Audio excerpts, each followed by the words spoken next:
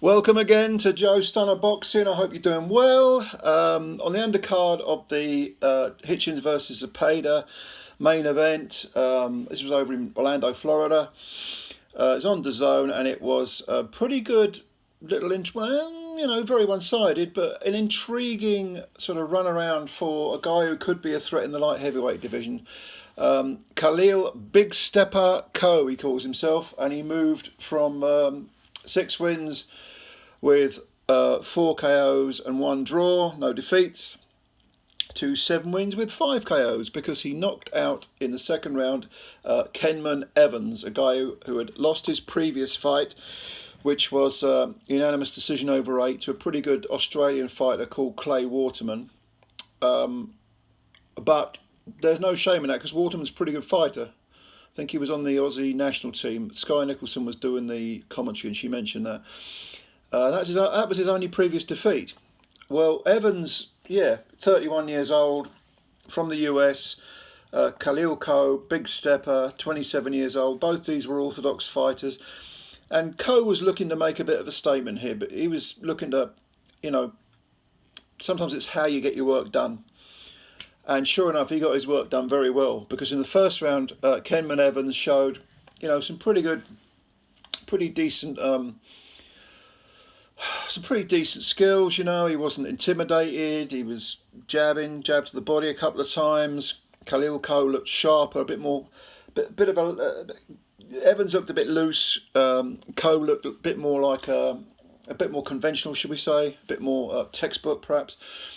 And he was able to land the more accurate punches, but make no mistake about it, Kenmon Evans, he had a pretty good first round and it was close. I thought Coe edged it, but not much in it. But then in the second round, Coe really did make a statement, and it was courtesy of a left hook, a long left hook, I think it was, which caught Evans and took his legs away. His legs turned to rubber. And then there was a follow-up punch, which I think was a right hand, which put him on his back. He got up, but he looked very, very wobbly indeed. Very wobbly.